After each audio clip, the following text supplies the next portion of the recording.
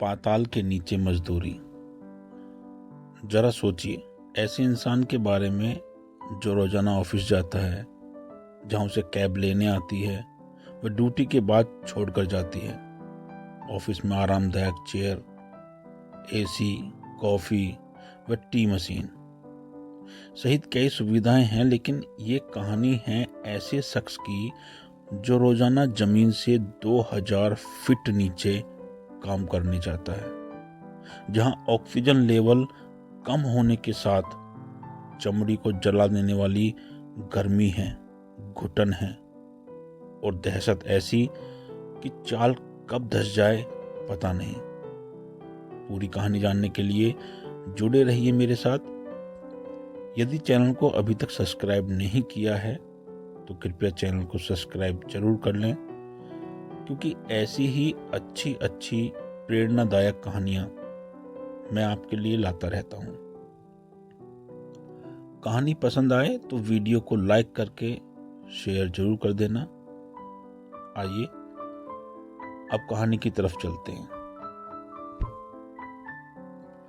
धनबाद के दिगवाडी में रंजीत सिंह अपनी बेटी व पत्नी के साथ खुशी खुशी रहते थे, जैसे हर किसी का परिवार खुशहाली में रहता है। ठीक उसी प्रकार इनकी जिंदगी भी चल रही थी। लेकिन एक दिन रंजीत की बेटी आरती के एक सवाल ने उसकी जिंदगी जीने का नजरिया ही बदल दिया। पास के स्कूल में आरती 5वीं कक्षा में पढ़ती थी। अक्सर उसे कभी उसके पिता तो कभी माँ उसे स्कूल छोड़ने जाया करती थी।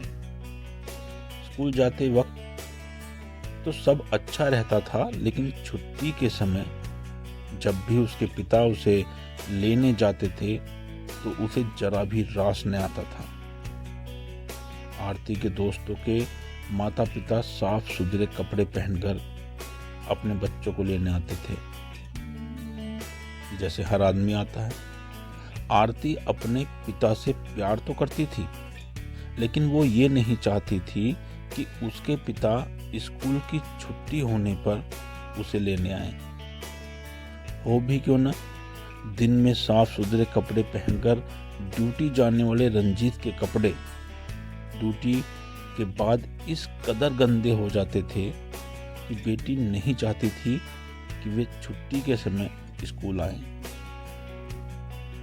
एक दिन छुट्टी के बाद रंजीत स्कूल के गेट के बाहर गंदे कपड़ों में अपनी प्यारी बिटिया का इंतजार कर रहे थे। आरती अपने दोस्तों के साथ हंसते मुस्कुराते बाहर आ रही थी, लेकिन जैसे ही उसने अपने पिता को देखा, गुस्से से उसका मुंह लाल हो गया। गुस्सा भी ऐसा कि पिता को देख उसकी पास जाने की बजाय पैदल ही घर की ओर जाने लगी। पिता साइकिल लिए बेटी के पीछे चल दिए। कहा, आरती बैठो। नीरस मन से आरती भी साइकिल के कैरियर पर बैठ गई। पिता थे जो चंद मिनटों में ही न जाने कितने ही सवाल पूछ बैठे। कैसा रहा आज का दिन, और स्कूल में मन लग भी रहा है या नहीं? चलो बताओ क्या खाना है, वही खरीद लेते हैं।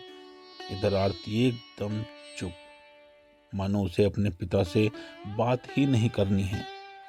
खैर, घर आया और साइकिल से उतरते ही आरती बैग फेंकते हुए और बड़बड़ाते हुए अपने कमरे में चली गई और रोने लगी। इधर उसकी माँ राधा ने ये सुना तो पीछे चली आई और पूछा, क्या हुआ आरती? आरती ने कहा, माँ तुम क्यों नहीं आती मुझे स्कूल लेने? माँ बोली, क्यों? तुम्हारे पापा उसी रास्ते से आते हैं, इसमें गलत क्या है? आरती बोली, उनके कपड़े देखे हैं? सुबह तो सब ठीक, लेकिन शाम होते होते कितना गंदा हो जाता है। मेरे सभी दोस्तों के पापा साफ सुथरे कपड़े पहन कर आते हैं। कई बार तो मेरे दोस्त पापा को देखकर मेरा मजाक उड़ाते हैं। माँ तुम ही आया करो ना मुझे स्कूल लेने। राधा ने कहा, तो मेरी बिटिया रानी इससे परेशान है। अच्छा आरती, तुम ही पापा को ये कहो ना। कुछ दिनों बाद आरती पापा के पास गई और कहा, पापा मुझे आपकी एक चीज नहीं पसंद है। रंजीत बोला, क्यों, क्या नहीं पसंद? जरा बोल के तो देखो, तुम्हें खिलौने चाहिए क्या? आरती ने कहा, नहीं, मुझे आपके वो गंदे कपड़े नहीं पसंद। सुबह तो आप घर से साफ कपड़ों में ही निकलते हैं, लेकिन दोपहर होते होते आपके कपड़े इस कदर गंदे हो जाते हैं कि मेरे दोस्त आपको देख मुझे चिढ़ाते हैं। रंजीत बोले, अरे बेटी, तो ये बात है, क्या कहूँ, मेरा काम ही कुछ ऐसा है। आरती बोली, पापा आप ऐसा क्या करते हैं कि शाम होते होते आपके कपड़े गंदे हो जाते हैं? रंजीत, तुम्हारी उम्र बहुत छोटी है, मैंने सोचा थोड़ी और बड़ी हो जाओ तब बताऊंगा, लेकिन नहीं, अब बता ही देना चाहिए। बिटिया रानी, मैं किसी कॉरपोरेट ऑफिस में काम नहीं करता, बल्कि एक मजदूर हूँ जिसे रोजाना जमीन से 2000 फीट नीचे पाताल में जाना पड़ता है। पिछले दिनों तुमने अखबार में खबर पढ़ी थी ना, चाल धंसने से 60 लोगों की मौत। वो मेरे साथी ही थे। मैं खुशकिस्मत था क्योंकि मेरी सुबह की शिफ्ट थी। तुमको स्कूल से लेने जो आना था।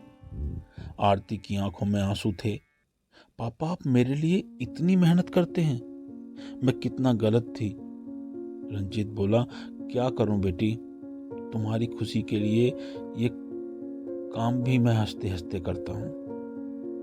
इतने में पीछे खड़ी खड़ी बाप बेटी की बातें सुन रही राधा बोली, आरती तुम्हें पता भी है, तुम्हारे पापा घर से निकलते तो हैं, लेकिन उन्हें ये पता भी नहीं होता कि घर लौटेंगे भी या नहीं।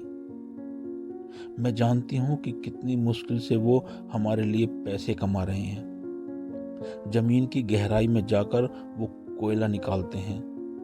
यही वजह है कि तुम्हारे पापा के कपड़े गंदे हो जाते हैं। वहां गर्मी भी इतनी है कि हम लोग एक पल भी वहां नहीं रह पाए। डर इस बात का बना रहता है कि चाल कभी भी धंस सकती है। लोग डर के साए में काम करते हैं। अगले दिन छुट्टी के वक्त पापा रोजाना की तरह स्कूल के गेट के बाहर गंदे कपड़े में खड़े थे, लेकिन इस बार आरती उनसे नजरें चुराने की बजाय जाकर उनके गले से लिपट गई। नमस्कार दोस्तों, चैनल को सब्सक्राइब